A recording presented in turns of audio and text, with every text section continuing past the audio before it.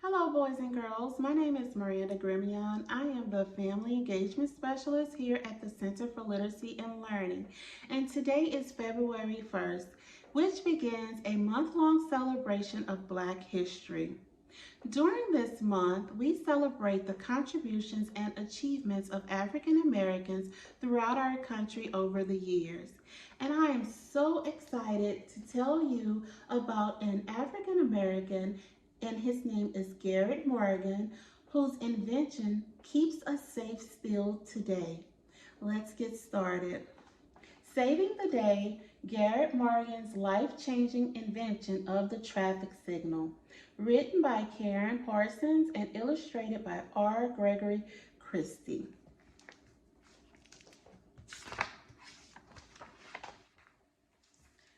Morning dawn and the sun's golden rays signaled to Garrett Morgan that it was a new day. With his head in the clouds, always full of a dream, he was no help to others, or so it seemed.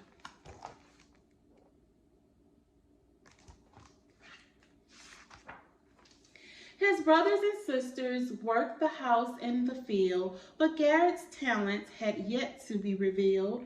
He fell off ladders, couldn't hammer a nail, was too weak to lift things, not even a pail. They'd all say, "Run along, go be by yourself," and though he liked dreaming, he wanted to help.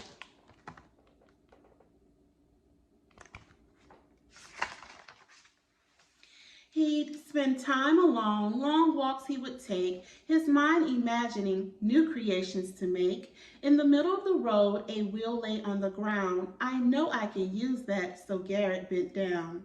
But sometimes his dreaming got him into trouble. He wouldn't watch where he was going, his mind in a bubble.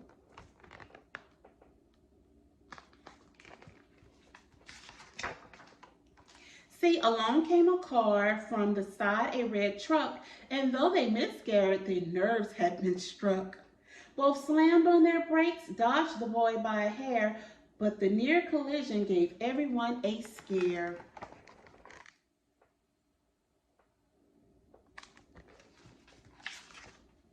Back at home, his mom said, "You wait here for your dad." He just knew he was in trouble, that his parents were mad. His father walked in, looked at Garrett a beat, then called him over. "Come here, son, have a seat."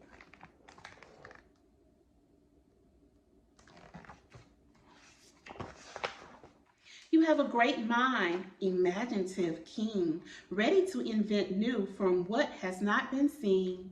Yes, you have a great mind, but could do even more. A tutor in the city could help your dreams soar.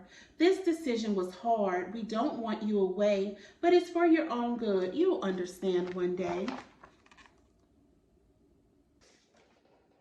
Then Garrett's mother pulled him close and she said, "But always remember this, son. Keep this in your head. While Ruth's good at fishing and Will likes to bake, Lucille loves the stars and the patterns they make. Frank is good with tools, can fix anything, and Minnie's at her best when she can sing."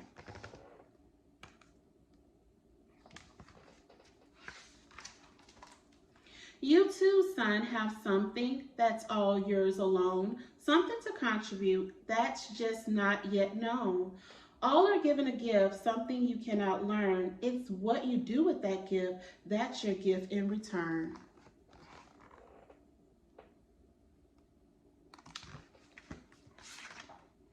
The city was loud, people everywhere, and cars and horses and bicycles were there, all on the same roads, all at the same time, horns honking, cars crashing, no reason or rhyme.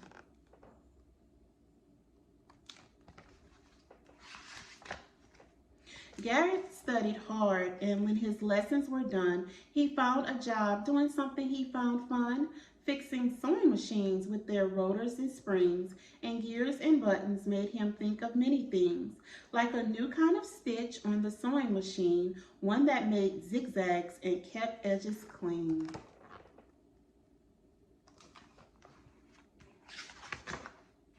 His mind churned and churned with new ideas to invent.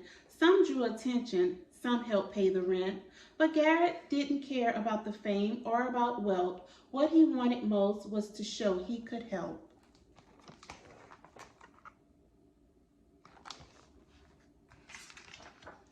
The day's early dawn signaled Garrett to wake. He decided to walk a scenic route he would take.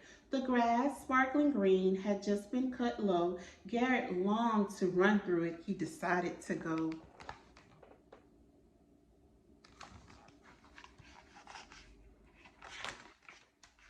But just as he started, a white car whizzed past, heading for the crosswalk and going quite fast.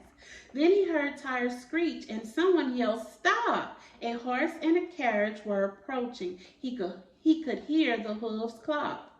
But the horse kept on going, didn't even slow down. Garrett ran fast to warn them, but soon heard the sound.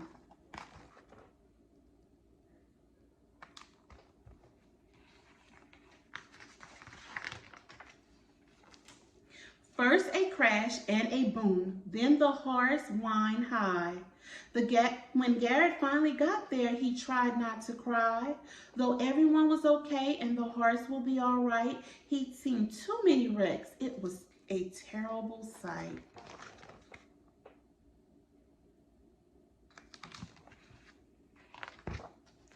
That day, as he worked on a sewing machine, his mind drifted back to the collision he'd seen. There has to be some way to let drivers know that someone else is approaching, when to stop and to go. And a signal before stopping, so first they could slow down, but they'd have to see it. It couldn't only be sound.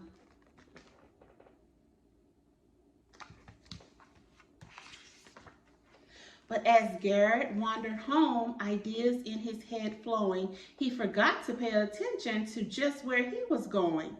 He stepped off a curb, the bike signal no doubt. He saw a bright light and then he went out. His mind was filled with colorful light on and then off. What a beautiful sight.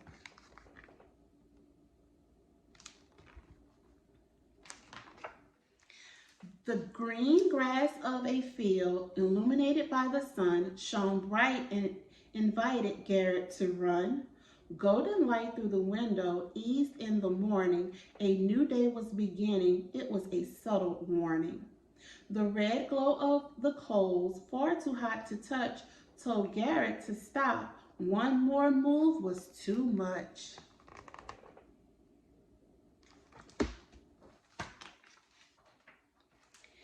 His mind was racing, ideas twisted and knotted. Then he suddenly jumped up and exclaimed, "I've got it!" A traffic signal, that's what he'd create, so all could travel safely. Yes, it'd be great.